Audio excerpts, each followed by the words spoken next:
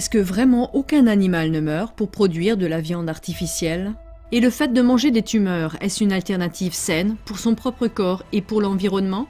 Les déchets biologiques toxiques générés par la production artificielle ne sont-ils vraiment pas nocifs? Comment sont produits les aliments qui, selon l'agenda 2030, doivent éliminer la faim dans le monde et garantir la sécurité alimentaire? La réponse à ces questions devrait être connue de tout le monde. Avez-vous remarqué, chers téléspectateurs, lors de vos dernières courses, que presque tous les supermarchés, qu'ils s'appellent River, Aldi, Lidl ou autres, ont désormais des rayons entiers consacrés aux végétaliens? McDonald's, Burger King et autres proposent également des burgers ou des nuggets plant-based, c'est-à-dire à base de plantes. Les végétariens et les végétaliens devraient se réjouir de cette évolution. Plus de choix, une alimentation plus consciente, cela ne peut être que bon pour l'homme, l'animal et l'environnement, pourrait-on penser. Mais l'agenda 2030 de l'ONU, de l'OMS et du FEM, poursuivi avec insistance, et l'avancée systématique vers l'application de leur plan prouve qu'il n'y a pas de sollicitude ni de prudence derrière tout cela. Comme CLA-TV l'a déjà précisé dans l'émission « L'arme alimentaire », l'agenda 2030 est une énorme tromperie sur la marchandise. Pour rappel, l'objectif 2 de l'agenda 2030 prévoit selon ses dires d'éliminer la faim, d'assurer la sécurité alimentaire, d'améliorer la nutrition et de promouvoir une agriculture durable. En commençant par les paysans déjà découragés, on observe cependant que l'agriculture naturelle à petite échelle est détruite, tandis que, dans le même temps, les multinationales contrôlent de plus en plus la production alimentaire mondiale par le biais d'une agriculture industrielle, du génie génétique et de l'agrochimie. Une des nombreuses annonces sur la manière dont Bill Gates et consorts veulent apaiser la faim dans le monde et garantir la sécurité alimentaire réside dans les aliments synthétiques et l'agriculture verticale qui est censée n'offrir que des avantages. En octobre 2023, Uncut News a publié un article intitulé « Pourquoi les aliments synthétiques sont-ils très dangereux ?» Nous en résumons pour vous les principaux points et abordons les questions suivantes. Qu'en est-il du bien-être des animaux lors de la production de viande artificielle? Les substituts de viande synthétique sont-ils purs pour le consommateur? Que disent les experts sur les éventuelles impuretés présentes dans la viande artificielle? La production de viande artificielle génère-t-elle des biodéchets toxiques? Que viennent faire des organismes résistants aux antibiotiques dans la viande artificielle? La production de viande synthétique permet-elle réellement d'économiser du CO2? Qu'en est-il du bien-être des animaux lors de la production de viande artificielle? La viande cultivée est un exemple d'aliment synthétique.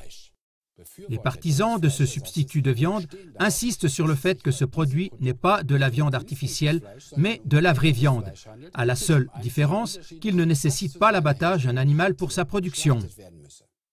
De nombreuses personnes se tournent vers la viande cultivée en raison du bien-être des animaux et d'une approche consciente de l'alimentation. Malheureusement, ils tombent alors dans le piège d'une énorme tromperie en matière de relations publiques. En effet, l'affirmation selon laquelle aucun animal n'est tué dans le cadre de ce processus est tout simplement fausse. Actuellement, la plupart des viandes de culture ou à base de cellules sont produites à l'aide de sérum fœtal de bovin, qui est obtenu à partir du sang de veaux à naître. En bref, selon les affirmations de l'article d'Uncut News, les vaches gestantes sont abattues pour prélever le sang du fœtus à naître. Les substituts de viande synthétique sont-ils sûrs pour le consommateur? Pour faire croître les cultures cellulaires, certaines entreprises utilisent par exemple des cellules immortelles qui sont techniquement précancéreuses, c'est-à-dire qu'elles sont en fait complètement cancéreuses. D'autres entreprises utilisent des cellules souches embryonnaires ou des cellules d'animaux vivants. Les substituts de viande cultivés sur des cellules cancéreuses pourraient donc être considérés comme des tumeurs, puisque la viande est entièrement composée de cellules cancéreuses. La raison pour laquelle on utilise des cellules immortelles est que les cellules qui se comportent normalement ne peuvent pas se diviser indéfiniment. Ainsi, si on voulait cultiver des milliers de kilos de tissu avec des cellules de viande musculaire normales à partir d'un petit nombre de cellules, cela ne fonctionnerait pas. Que disent les experts sur les éventuelles impuretés présentes dans la viande artificielle?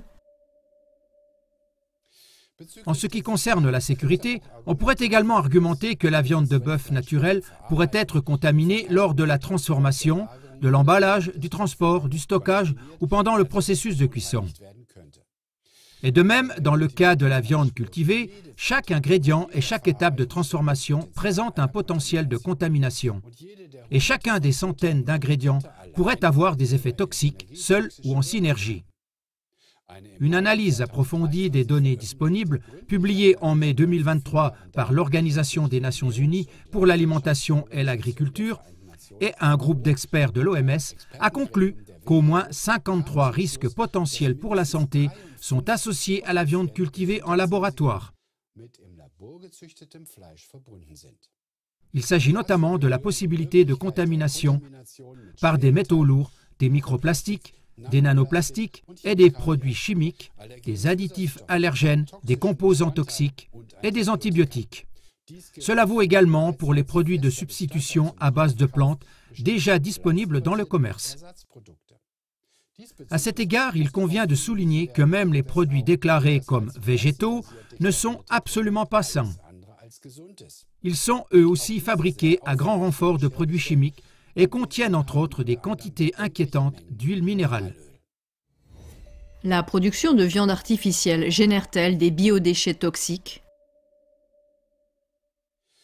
Comme nous l'avons brièvement mentionné précédemment, la production de viande cultivée génère également des biodéchets toxiques. Les biodéchets issus de ces fermentations biologiques synthétiques doivent d'abord être désactivés, puis éliminés en toute sécurité. Ils ne doivent pas finir dans une décharge.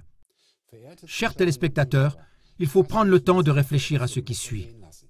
La fabrication de produits que nous sommes censés manger génère des déchets dangereux qui ne peuvent pas être éliminés de manière traditionnelle, alors qu'ils seraient totalement inoffensifs pour nous. Que viennent faire des organismes résistants aux antibiotiques dans la viande artificielle? La chair obtenue dans la solution nutritive doit être résistante aux antibiotiques, car elle doit survivre aux antibiotiques utilisés pour tuer d'autres organismes indésirables dans la cuve dans laquelle la masse est cultivée. En conséquence, des organismes résistants aux antibiotiques sont également intégrés dans le produit final et on ne peut que supposer quel type de maladie d'origine alimentaire pourrait être causée par des E. coli génétiquement modifiés et résistants aux antibiotiques. Voici une citation tirée de l'émission « L'arme alimentaire ».